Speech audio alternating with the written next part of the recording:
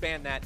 Last game, we wanted to see Jankos. On the Kazakhs, we were saying, yes, lock it in, lock it in, lock it in. This game, I want to see something like that for Levi. Pick the Kazakhs. I'm fine with that. Let's see the Kazakhs again. Yeah, sure. See Nocturne. That's what you said. That's going to be a great one. Anything that can make those early plays. Anything these guys can do something wonky on. Maybe we'll get to see a lane swap.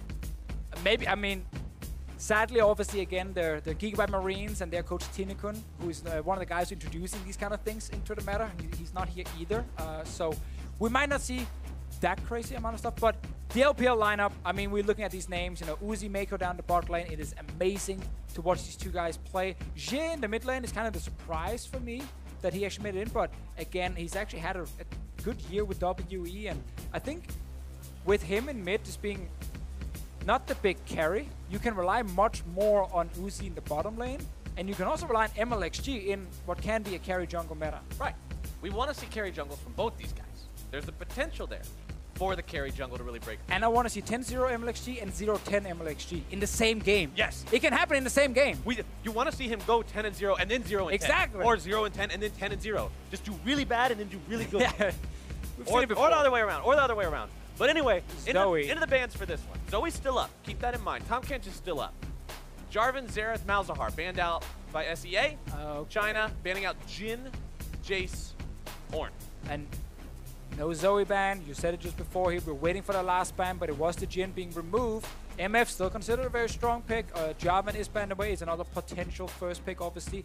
Jace is banned from the side of China. So MF, because she's flex pick, right now both support and AD carry, is a fine early pick in the draft. Once again, Zoe is up.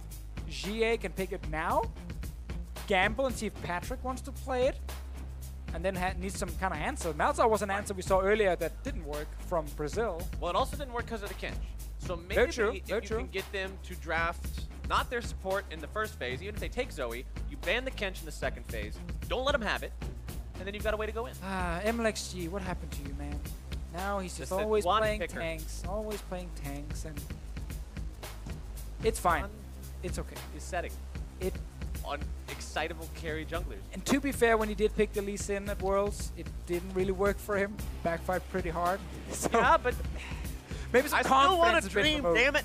I know. Maybe we get it later. For now, it looks to be the Sejuani jungle. The Gnar top lane, such a safe pick as well. Obviously coming in here for 957. Zoe, still available. Patrick, what do you got? I mean, come on. What Patrick's gonna do here? What do they want to pick? They know the enemy jungle. They know the enemy top lane. Maybe they leave mid lane all the way towards the last couple of picks. Maybe That's my boy Jizu up in the top lane. There. You talked about wanting to fight Yeah. all the time. You pick Camille. You're gonna fight all the time. You see that Gnar, you say, you know what, when he's in mini Gnar, I can all in him. I can just force fights on him. It's not an easy matchup to play. It's very much a skill matchup, but that is what we want to see. We're going to see some action in that top lane, some good 1v1s.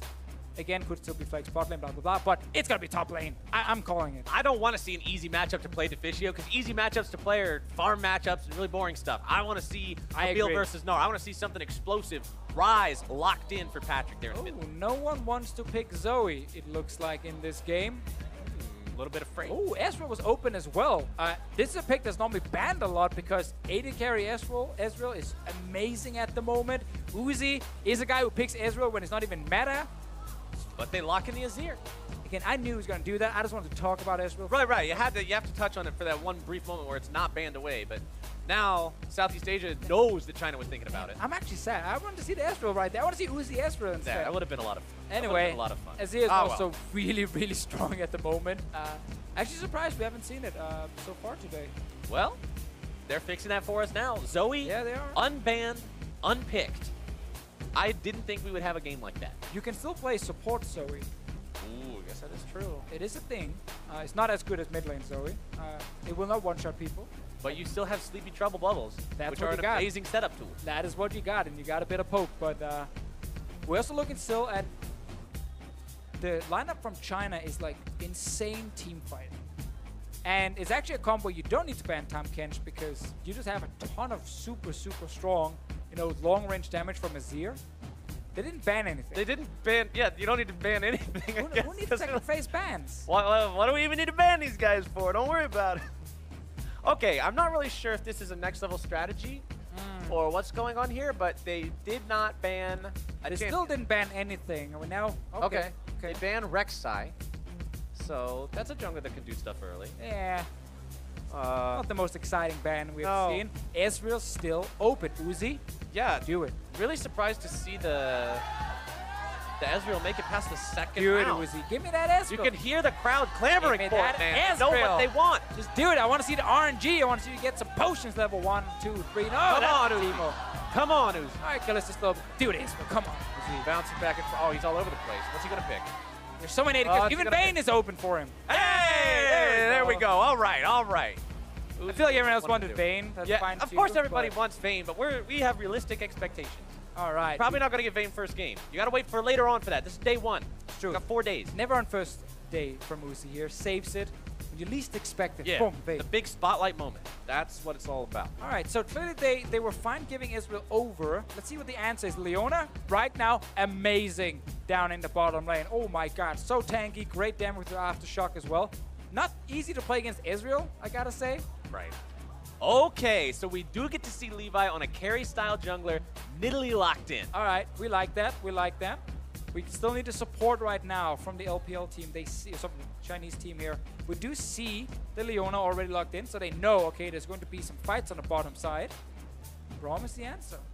No Tahm Kench, thank God. Okay, no Kench. It didn't get banned, but it didn't get picked, and neither did Zoe.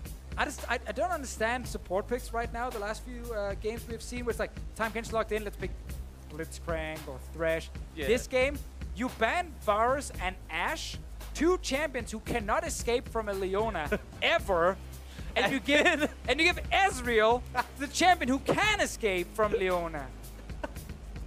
I don't really follow the thinking here, because imagine there's an Ashe on the enemy team. You like have MF ult and Leona ult. You use one Leona ult, you blow her flash, and then the next time Leona ults up, you just kill her for free.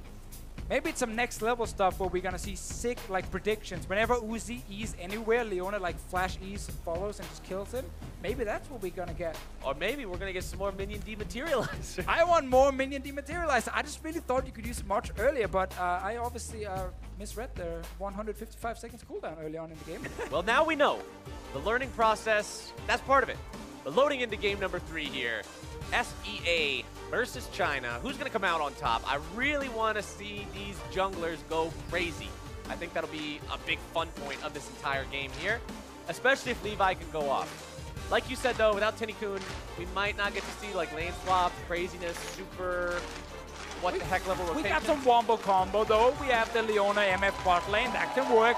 Right now, Electrocute Nidalee can be super strong, but there might be a change. That's not Electrocute this game, Deficio. Oh. That's Glacial Augmentation. Interesting. So he wants to be able to slow on his auto attacks when he actually jumps on to anyone from the Chinese team. Because that's one of the things Nidalee Kit is missing, right? There's no CC in it.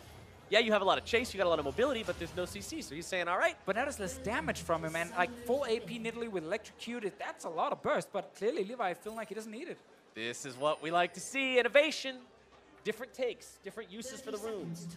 That was one of the main goals about the runes, is allowing people to change the way they play. Come back to us, Captain Each Flowers. game. Yeah, don't step away from the mic. Yeah, we're back. But changing the way you play from game to game, adapting, mixing up the play style a little bit.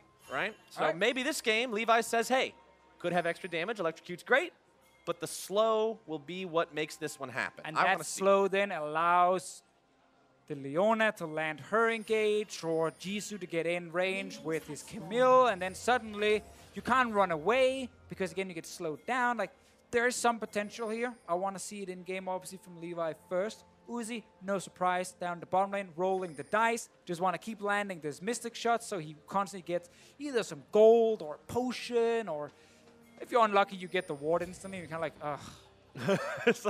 Where's my red pot? By the way, the Gnar on press the attack this game as grasp. So there's your offensive rune choice. Yeah, I was for 957. I was debating this actually with Papa Smithy, and he was like, "Nah, Korean Gnars is just go airy every single time, but give a bit more poke." And I still feel like press the attack on Gnar, especially after the nerfs on 723 to airy, is actually super viable, and I'm looking forward to seeing it in this game here. Gotta land some autos first, gotta actually proc it against this Camille, but then you deal some extra DPS. All right, bottom lane, 2 big tanky supports. One very difficult to catch AD carry, the other one a little bit more motionless. Let's pick a bad face. Yeah, it's an interesting one. We'll give it that. They really wanted Uzi to play the Ezreal, so I expected like some sort of counter pick ready. Right. Some sort of really unexpected, oh, so this is what they're thinking, sort of like Eureka moment. But we didn't get that. We got Leona. Yeah. Now, that being said, Leona on her own, right now after... It's awesome. Yeah, after 22, when we had the runes being introduced, she got like 20 base armor added onto her. Her W got 5 more armor as well when she activates it. So she gets so much tankiness, also with Aftershock when she goes in, that it's really hard to kill her during the all-in. And the damage is actually pretty serious from her as well. See what happens here, Levi? Levi is thinking about going over this. He's going to end up finding the Sejuani. He should have seen the crab right there, but he's still going topside. Still wants 957 here. It's going to be 2 versus 2. Slow him down. Oh, he slowed him. Glacial Augment. There's your spear. More damage coming in, but now MLXG makes his way in here. Nice job on the flail. MLXG walking himself away now as Patrick takes a lot of damage from Xie. Oh, Azir right now is so good as well. It is no longer the area Azir, though. It is Comet right here for Xie. Just constantly apply a bit of extra poke when he's actually dealing with Ryze. And the reason it is Comet and not Area is just slightly more damage. All right. He's definitely giving the Ryze a hard time right now. Meanwhile, bottom lane, it's Uzi and Mako taking control. 25 CS compared to 18. And remember, Ezreal's economy is naturally going to be bigger because of the fact that he has Kleptomancy. Even if you get one of the crappy potions, you sell it. Yeah. Exactly. Like, there's just so many ways for Uzi to get extra gold, and suddenly he's sitting on 2 items before you even realize he can actually get 2 items, and he's super strong. See what happens here? Patrick is very low. Xie wants to maybe stop the recall. Patrick has heal. Gets the root. Xie getting away. I like Patrick going for that. I respect that. And he got 2 summoners right there. Only used his own flash. Levi is top lane again. 957, though, is near his own turret. Levi is sitting right there in the brush, hiding. Levi wants to use that Glacial Augment if he can. Jisoo wants to set up the hook shot, but 957 is so close to the turret, and he's got the Mega Gnar ready to go. The bar's just about charged. All right, play's not going to work out. Levi's got to get back. And obviously also another reason for Levi sitting here is in case a gank happens against Jisoo, because he's pushing to the lane. Levi is there for the counter gank, so it's not just, oh, 957 is dumb, he's going to jump forward and die. No. Like, the potential of the enemy jungler being there. There's a method to the madness. Exactly. Yeah. Some rhyme for the reason. Now, bottom side, this story is being told the same way every single time we look down here. It's Ezreal and Braum pushing to the enemy turret, keeping these guys underneath of it, setting up permanent shop down there. Also really like Guardian. At the moment, I actually think it's pretty strong. Obviously, for Mako, when he's near Uzi, if Uzi's taking some damage, the shield will proc. So Uzi suddenly won't take that much damage from himself. And there's a movement speed buff happening as well when that shield procs, which is actually very effective, especially if you're getting ganked. And you gotta escape. Or if you want to play super aggressive and want to all in. So right now when that double up happens from the MF, Mako is there and adding a little bit of extra shielding for Uzi just to make sure he doesn't take too much damage. Jisoo getting a good W there down onto that Gnar. Patrick not quite finding the stun. He came up just a little bit shy, so they couldn't set that one up. So we've seen the strategy now the first 5 minutes from Southeast Asia, which is go top lane. Yep. Jisoo is on this Camille here. He can snowball out of control against the Gnar. He is known to be a strong carry player. Levi's been up there twice. Patrick even won pre-level 6 on this Ryze here. They really want to make sure that Jisoo is doing well in the early game. Well, he's doing okay. He's 46 to 44 CS, but for the amount of time you've invested up there, you would have hoped to have gotten a little bit more. Patrick now may be in some trouble. Emperor's Divide comes down. MLXG also going to be swooping in. It's 2 versus 2. One more stack will make a stun onto Patrick. The damage comes through. The soldiers are there. Xie not getting the damage. And Levi turns it around, but 957 will now swoop in. Mega Gnar into the wall. A double kill for him as Krog gets himself stunned up. Mako with the defense to provide the shield. A triple kill for 957. Oh, what a start now here for China. 3 kills picked up. Yes, sure. 957's in a great position. Already got the Ninja Tappy for himself. Didn't get to spend all the gold just yet. So I guess technically he's not fully benefiting. He's in a spot to be in a great position very soon. Yeah, the casual 1,600 gold you're sitting with at 7 minutes. Oh, yeah. No big deal. Southeast Asia bottom lane in a lot of trouble against Uzi and Mako right now. Yeah, but they want to make the dive. You gave him Ezreal when you want to play a kill lane with Leona. That's not how it works. They just have to pop the heel. They gotta try something, man. Because they're like, hey, we're gonna die. Okay, there you go. Ruru gets away, bullet time comes out. Uzi gonna be eating a lot of damage from that one. Stands in it, but not quite dead just yet. Make it rain, not quite. No. That was the one thing, though. Oh, again! He's able to find the damage. Almost Uzi goes down. Oh, The Comet strikes him. Top lane.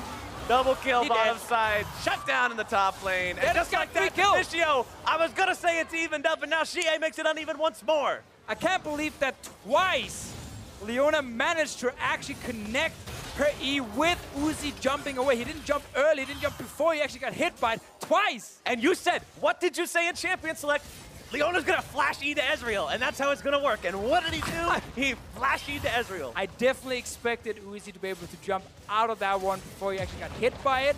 Didn't happen twice. He just died in the bottom lane. Top lane tower going down, though. That was a huge turnaround. Absolutely massive for Southeast Asia. They're actually up in gold now. With that first turret gold, they're up about 200. Let's take a look at how it happened bottom lane. All right, so Uzi wants to completely avoid getting hit by this one, but he is too late, connects, and therefore Leona will follow. So now they're winning because they also have level 6 on this MF. They try and run away. Uzi's jump is ready again. Misses this one. Flash E, surprises Uzi. Pulls on the turret, doesn't matter. That's a kill. And Comet. The Comet, man. See top lane, nice play, Jisoo right there, flashing in. And then Levi, I mean, it's a double buff. 2v1, easy peasy. And then bottom lane. And then bottom lane, he killed him as well. Yep, Dantis couldn't get away from Xie swooping in on the Azir. So with all that blood having been settled now, the game is pretty much dead even. A lot of money on both the Misfortune and Nidalee on the side of Southeast Asia. Well, if you look back at the Chinese squad, it's all about the top lane still, with plenty of money on Xie as well, with his farm advantage over the Rise. I can't believe Kra actually managed to pull off the Flash Zenith blade and then actually do they want a more kill. Oh, they've got their buddy down here now. It's Levi coming in to make the play, but there comes your Zenith blade. Uzi's gonna eat the entire bullet time again. His name's Uzi. You'd think he'd know how to respect the bullets. It's working bot lane though. It's working right now. This MF is getting fed. The Leona is setting up kills. Southeast Asia is now sitting with a 1,000 gold lead, 6 kills to 5. This bot lane tower is gonna take a lot of damage. You know, I was talking with some of the guys in the office earlier this week, talking about All-Stars and this team, and how going into All-Stars, Southeast Asia would be one of the teams you would have to watch out for because they're so good at this crazy style. Now, China looking to mount their counterattack. They've swooped in with 3. They're able to take down Dantis. Kraw's going to be jumped on next, trying to get away. No mana, no way out. It's just a matter of time. Levi goes back to take down the turret and now look to make his great escape, but make their glacial fissure to stop the escape route, make Levi walk up and into Uzi's waiting arms. I love this game though. 11 minutes in and everyone is just dying left and 11 right. minutes in, 14 kills. There we go. Mid laner's roaming down as well. Sadly, Patrick not able to follow Xie now. Where this Azir goes bot lane and picks up a few kills, and that's key, of course. Azir's late game, we know it's amazing. Infernal Drake to make that late game a little bit better as well. I mean, if you've got something awesome, why not make it even more so by picking up the damage amplification here? 11.5 minutes. So another nice early Infernal Drake as we look at what happened with this punish. All right, TP. Jisoo actually has TP as well and could try and TP down bot lane and help his team, but he's saving it. He's just sitting with the top lane right now. And then, of course, now it's too late to really do anything. So the call was very clearly just die in the bottom lane and try and, you know, kill the tower, and that was it. And they did. They died in the bot lane, they killed the tower. So I call that a 2 out of 2 successful play. Yeah. If the call was die and take tower, and you did it, we can't blame them. Everybody's dead, and so is the tower. 2 out of 2 objectives completed. There we go. It's actually also the time where one thing we got to do more in League of Legends casting is add like some John Madden quote style for what's happening. Yeah. And like that's something maybe it fits into this game. We'll see. But so far there's so much action happening. It's actually hard to do anything else but yell about team fights. That's what you got to do in a game like this. Generally, if there's a lot of team fights happening on the map, it means there's going to be a lot of action. There you go. Now, if you're the Chinese team right now, you still got to be a little bit careful because you're behind in gold, right? And being behind the goal is never a good thing. Right. You always got to respect your opponents when they've got that lead. Levi jumping in there, trying to steal away that blue. Always on the aggressive with this guy, constantly looking to make the moves, trying to make the plays. GA back in mid lane here on the Azir. 2-1-3, Abyssal Mask is done. Nice and tanky on him. 957 and Jisoo. Oh, He's 1v2, by the way. Goes in. MLXG coming in to help out with this one. Jisoo immediately bailing away from that, but there comes your Sejuani ulti slammed up into the wall in 957 with number 5. Yeah. It still counts with Jisoo and just keep fighting kind of style. Yeah. There was no vision for him right there in the river. Got completely surprised that MLXG showed up, and yeah, it's never a good thing to go in 1v2. No, you go in 1v2, you're usually going to be outnumbered. You're going to have to worry about that. All right, number 2 in the top side meant there was a little bit of opportunity elsewhere to maybe make something happen, but they weren't quite able to have that work out. So that means that the top laner and jungler from the Chinese squad have been able to push down top, get some damage onto the turret, but now with Levi up here. Yeah, I was about to yell about him landing one auto, applied a slow, TP comes in, chased him down in the long lane, and in my mind it looked amazing. In game it didn't do anything. It didn't work very well. No. But we're still looking at a game that 14 minutes in is 100 gold apart, which is way closer than either of the past 2 games have been. We were looking at 3,000 gold and above differences in the past 2 games at this point, but this one locked, dead even between these two. And that just means that with all these kills happening all over the place, each kill means that much more. Levi tries to jump in and gets his mark. And we know if you want to get more gold, you gotta get more kills, more farm, more turrets. MLXG's just hanging around while he knows Levi is there, disrespecting him, gets jumped on, takes a lot of damage, and now his back's gonna be that much slower. Still, I mean, the fact that this game is like so open now, turrets, falling on the Chinese side at the moment, and the fact they're actually losing map control suddenly means this Leona, if she can roam with Moby Boots, shows up randomly in the lane, that's a kill. And we've already seen that he can hit the skill shots. He can get the Zenith Blades and set these plays up. Jisoo jumped on by 957. As much as this guy wants to fight, that Gnar is really, really strong, and I don't really know about making that one happen. Oh, there he goes, some plays. All right, Krav after Uzi once more. Instead now putting some damage onto Mako. Jumps over the wall to Uzi to get to safety. Levi not finding any damage onto him there. All right, they go for it, but they don't really find anything. Still, again, Southeast Asia not lost any towers. That is a very bad thing for the Chinese team. They need to start getting down some turrets to get some more gold to actually also be able to withstand some of the pressure we will see soon from this Leona here, from, of course, Levi as well in the lane. Now, Cross still has the ultimate available as well. He tried to go in last time, he used the flash, but he didn't use the ulti. So you always have that opportunity to engage from long range as 957 continues pushing. Eternal pressure in this top side. Lots of bodies from both sides. Dante's going to be caught out. Walks way too far forward. He goes in too soon. Levi coming in over the wall, seeing what he can do. But Uzi's already got the kill. 957 coming in. Mega Gnar finds the damage onto Levi as the Chinese squad mops up. They were supposed to go in and surprise the LPL team, but instead... they got surprised. Wait a minute. We're now surrounded. And Dante is on the MF. Ended up in the front line. And died very early on. I don't really know what Dance's plan was there. He ran up pretty close. Yeah, I'm not sure if you want to get to the wall and flash over, but that was supposed to be one of those plays where they could get further ahead. Use the fact they had turrets alive. They could be in the river and keep fighting. Jisoo, 1 versus 1 against Uzi. Needs one more auto attack to do it. Exhaust nearly enough to save him, but not quite. Now kill him as well now. Into the 1v1. MLXG will swoop in, punish Jisoo for the over-aggression. The stun into the bop. And he's out of it. He did stop the Rift Herald while also killing Uzi. I go 100% worth it right there for Jisoo. Oh, you put the worth in all chat? You put the worth in all chat? Oh, you do. Oh, stun. Aftershock damage. Aftershock. Levi comes in, doesn't hit the spear, but he's got the slow. Glacial Augment, keeping him there. Craw with more CC. Levi's got the kill. That's how it works. Actually, let's see botman first.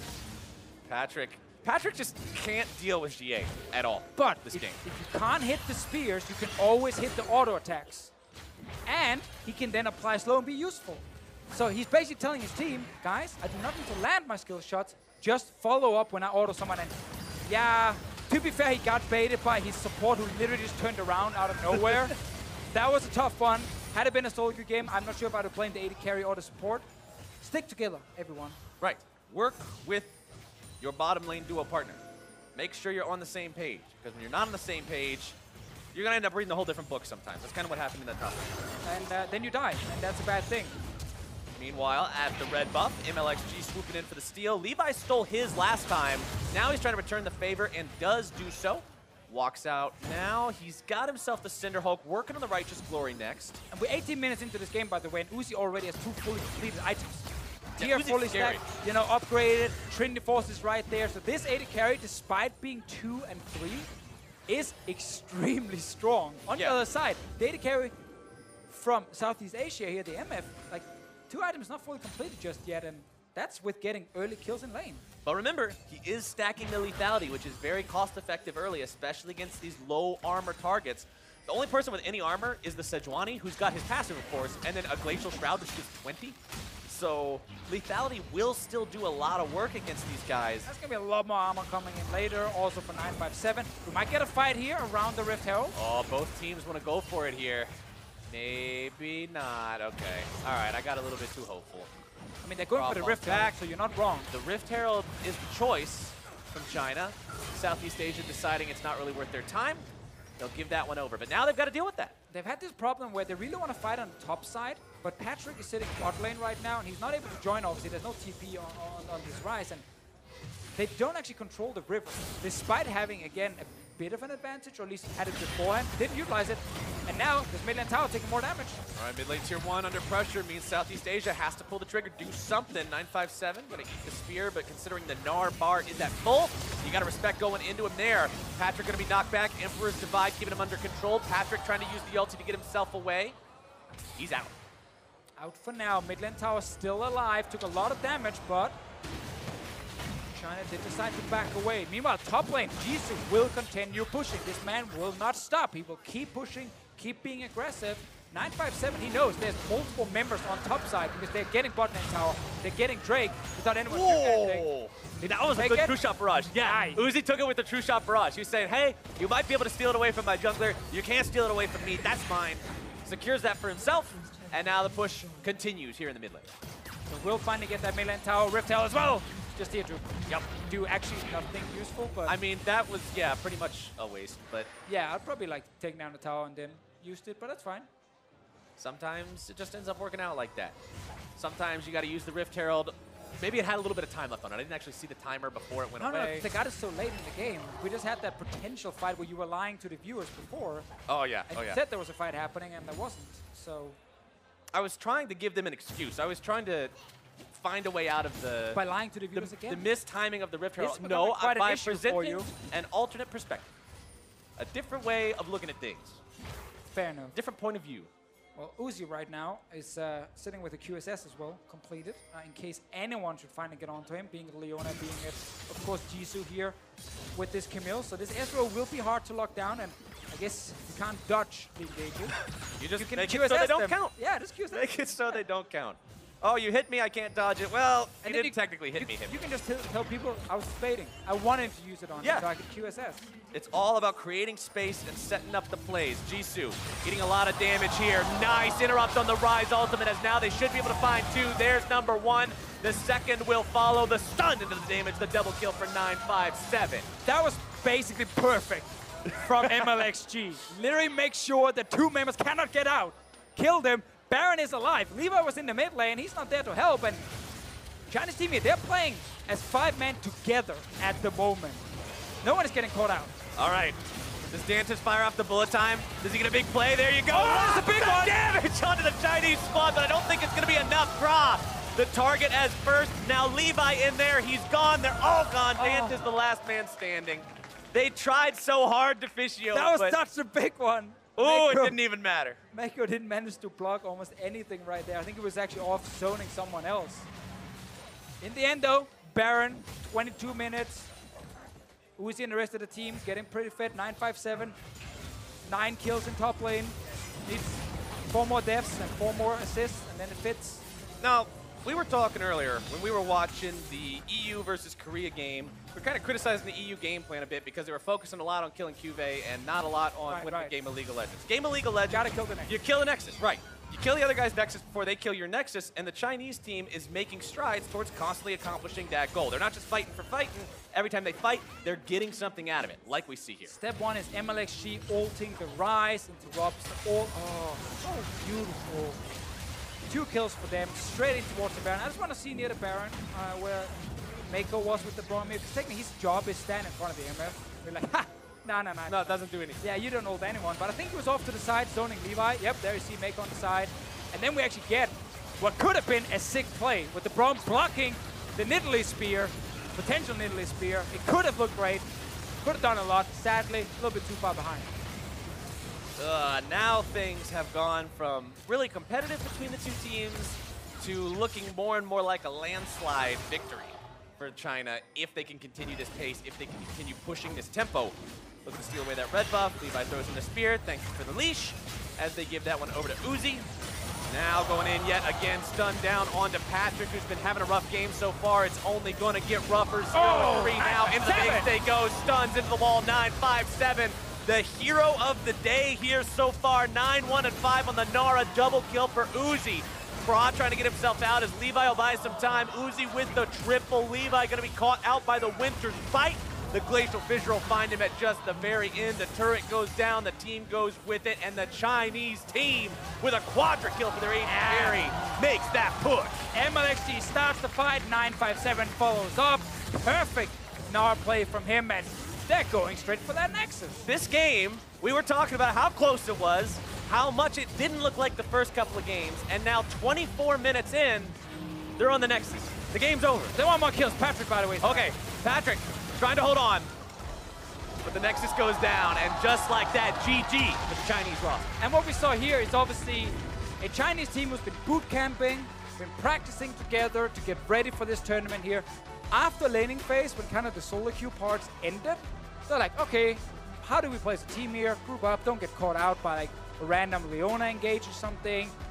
Go top lane, 2 kills, Baron, 1 team fight in mid, game is over. So we just saw basically a team playing coordinated and together against a team who's of course trying to just play more of this like individual style. The crazy, chaotic style. Right, exactly. right.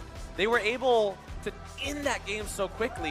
Just, I wish I was paying attention to the exact moment the Baron fell so I could count the number of minutes between Baron going down and then winning the game, because it was such a short time frame. They still had the Baron buff when they finished the game. Right. So we know it was It's under 4 very minutes. quick. It's under 4 minutes if you still have the buff. Really good showing from these guys. We got to see Uzi play the Ezreal. We wanted to see it, despite getting caught out by the Leona Eve a little bit earlier. Yeah, I mean, we can give that one a little bit. First game, it's cold on stage. That's a bit of lag as well. Like I mean, it's it's dark outside now. Maybe that's throwing people off. Hey. You know, it's winter time. That's not any fun. Nobody wants to play in the dark. Jet lag. Yeah, jet lag. I mean, these guys are flying halfway across the world to come here and play these games in the LCS studio. So first day, it's always a little bit shaky. That's why you got to save the Vayne for the later days. Remember, we mentioned that you can't play the Vayne on day one. You've got to get into your comfort zone, get into your flow, and then you can play the Vayne and impress all the fans. And who needs to survive in the bot lane if you have 9-5-7 top lane getting basically 3 kills in the early game into 9 kills later in the game and then landing Meganars left and right? It doesn't matter then. It's a team effort. I don't think I saw any play from 9-5-7 this game where I'm like, that was kind of bad. He just, the whole game, he's just doing stuff. The entire time, he's going around, he's making plays, he's doing things. Jie doing the same stuff on Azir. You constantly saw him rotating down bottom, making things happen. While Jisoo and Patrick, it seemed like they were like, okay, hey guys, they're rotating. It's like, well, what are you doing? I'm farming, but I pinged it. Like, stop dying, guys. The ping is there. Stop dying. I pinged it 3 times. You can see it in the chat log. Yep. Enemies are missing. Yep.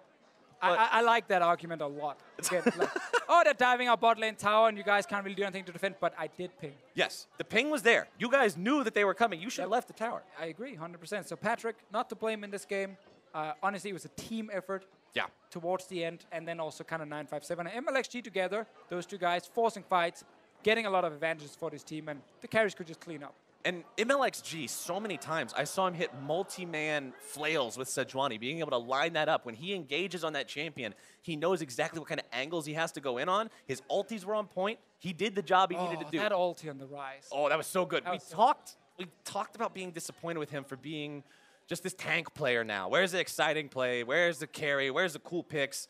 His performance on the Sejuani made up for the fact that it was Sejuani. That's the way I looked at it. But now let's go ahead and send things over to Freak, who's standing by with the LPL bot laner. Thank you very much. I am joined here by Uzi, victorious bot laner here. You have quite some fans here in this audience cheering you on. How does that feel for you? 就是你在现场特别多的粉丝为你加油，你现在感觉怎么样？非常感谢大家，我的感受真的非常热情，对，谢谢大家。So he's feeling really happy to see so many people cheering for him at the venue. So he's super happy about it. Now, at Worlds, we saw you get into the top 4. Is this going to be the event where you win a 5v5 international tournament? 你在世界赛的时候有拿到前4，那么你觉得这个比赛的话，你有机会拿到冠军吗？我还是非常有信心的，而且我们也会慢慢的找到状态，因为我们还是刚打第一场，还是有一点失误的，对。So he's still pretty confident in winning this whole entire tournament, but there's a lot of mistakes they made in the first game, so they need to keep practicing and find their rhythm. Well, speaking of this game, I saw you and Mako ran Futures Market, the new rune in the bot lane. I'm very curious why you thought it was a good choice and what's good about it. 就是我们发现你带了一个新的符文，就是可以欠钱买东西的那个符文。那你觉得你在这符文为什么你会选择这个符文？因为 EZ 的出装备非常需要，就是前期的经济来给他很快的出到那个女神之内，然后升级到魔切才会伤害非常的高嘛。然后因为这个天赋非常的适合他，所以说我觉得这个天赋应该是非常人都很喜欢用它这个天赋。So actually, EZ need a lot of items to be powerful. So he want the Tear of Goddess first. So he need this ruins to help him. Of course, it worked very well for you. One final question: you have the North American team later today, as well as your 1v1 against Levi. How are those going to go for you? 那么接下来你们会和北美队伍进行决战，而且单挑的时候你还会和越南队的 Levi 进行比赛。你觉得这2个比赛会怎么样？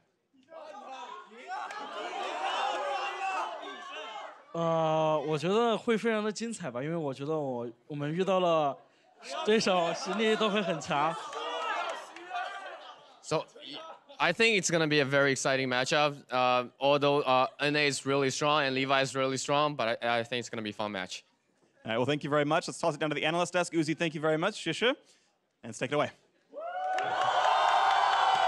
Thank you very much, Freak. Uzi looking to defend his 1v1 title later in the day, but quite a few Chinese-speaking audience members out there. Lots of laughs. I'm kind of wondering what the one-to-one translations were of some of the questions that caused such joyous, raucous laughter. When Freak asked the question, it's a normal question, and then when it's translated, all of a sudden it's hilarious. I'm like Freak's not that funny. Yeah, that's true. That's a good point. That's a good point. Not that funny. Wenson, much funnier. But as we look at that win out of the LPL squad, one thing I take note of is that this, to me, is the kind of all-star game I want to be watching. Kills left and right from minute 1. Let's style on each other, let's look for fights, and let's prove who is mechanically or individually the better players. And all I'm going to say, Dash, is that if you wanted more games like this, I know just the region for you. If you ever want to take a break from slow, what region might that be? Boring games of the NALCS, come to the LPL, come to the GPL, because we fight like this all the time. It's about being mechanical. I like how you slipped the GPL. You're like,